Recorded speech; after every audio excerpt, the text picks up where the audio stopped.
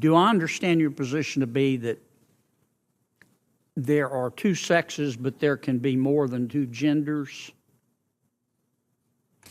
I wouldn't even say two, and we've got Dr. Lopez here as well, but there's also the definition of intersex. I think that often in these conversations we're conflating sex and gender, and I do want to affirm here that trans women are women. That is their gender.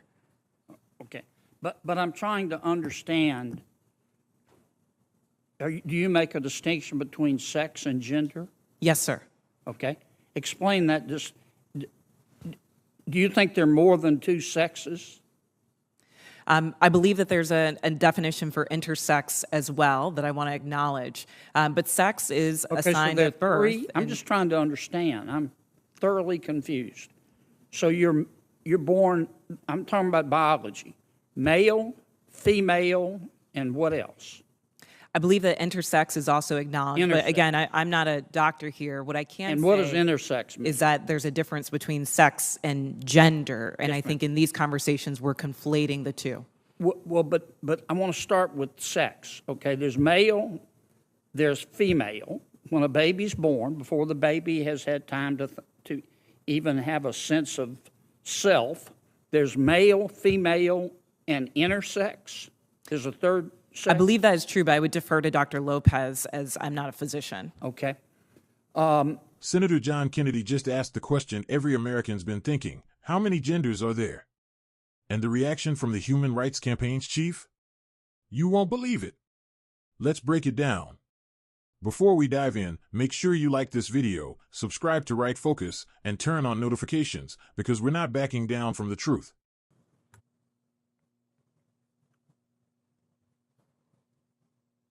Senator Kennedy. Thank you, Mr. Chairman, and thanks to all of our witnesses here today. Ms. Robinson, I want to follow up by trying to understand your answer to one of Senator Cruz's questions, and this is really a question, not a suggestion. Do I understand your position to be that there are two sexes, but there can be more than two genders?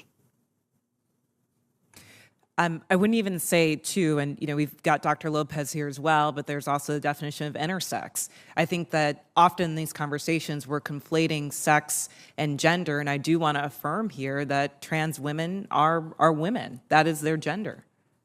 Okay, but I'm trying to understand.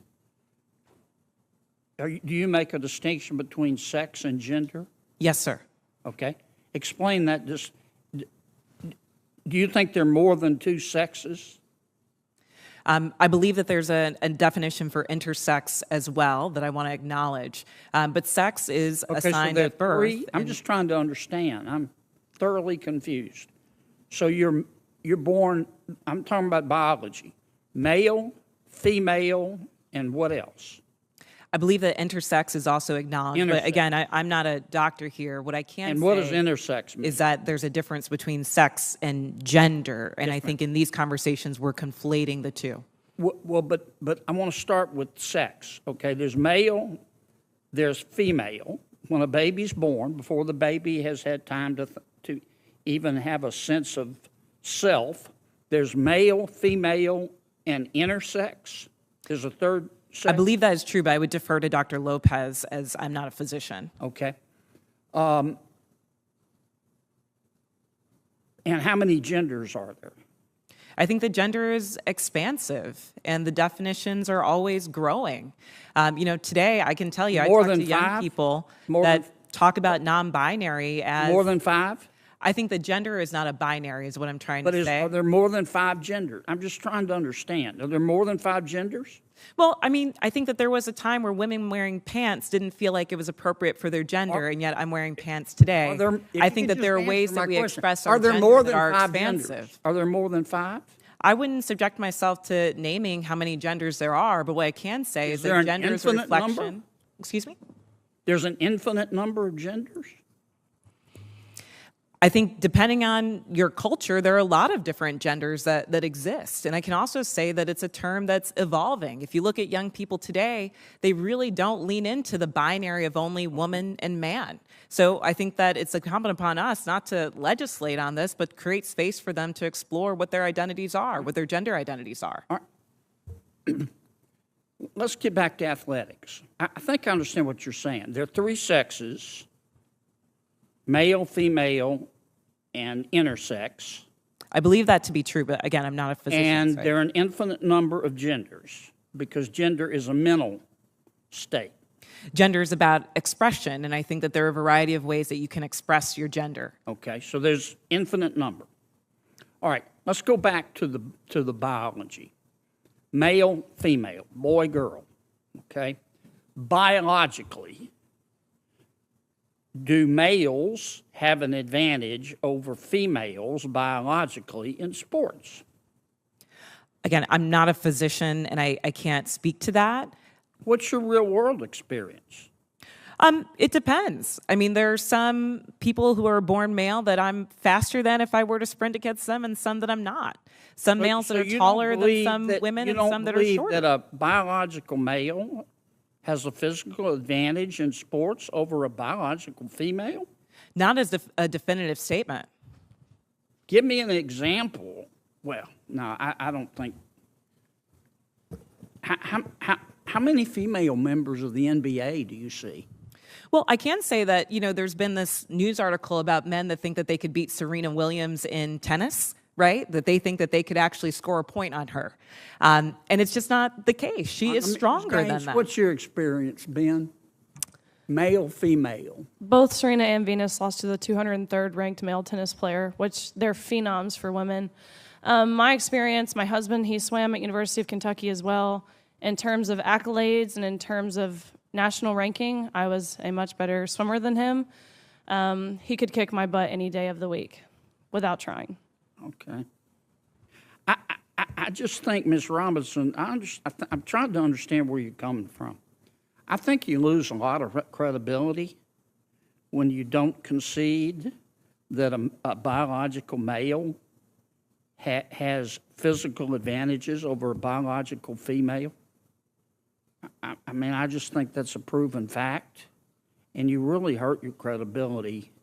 I understand you want the world to be a better place. I do too, and I don't think people ought to be discriminated against because of an immutable characteristic. I don't. And I think that I think everybody ought to be free to be themselves. And what you do in your bedroom or what I do in my bedroom with a consenting adult is nobody's business. But if what I do in my bedroom with a consenting adult, if I decide I want to tell somebody's child about it, then other people have rights too. And I think parents have rights. And I think biological females have rights to be able to compete fairly in sport, in sports. So I really think you hurt your credibility when you refuse to acknowledge that biological males have an advantage over biological females. It kind of makes me wonder about all your testimony. Thank you, Mr. Senator Chairman. Kennedy. I'm sorry, go ahead.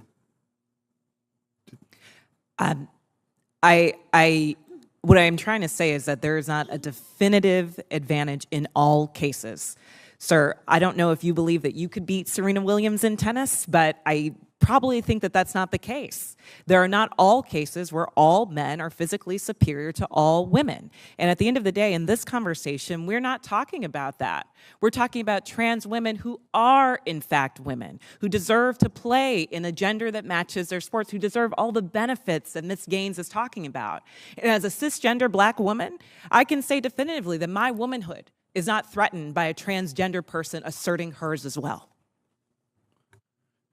Senator Hirono. Thank you, Mr. Chairman. I thank all of the persons who are testifying today. For Ms. Robinson, do you know what Now, let's talk about this jaw-dropping exchange. Senator John Kennedy, one of the few voices left who still speaks plain truth, questioned the head of the Human Rights Campaign about one of the simplest concepts known to mankind. How many genders are there? A straightforward question, right? Well, apparently not for the radical left. What we saw in that hearing wasn't just a debate about gender, it was a showdown between logic and ideology. Kennedy asked a question grounded in biology, something every child learns in grade school. But instead of a clear answer, we got the same circular talking points that have become the left's new religion. It's not about facts anymore, it's about feelings. This is exactly why America is frustrated. The left keeps trying to redefine basic truth.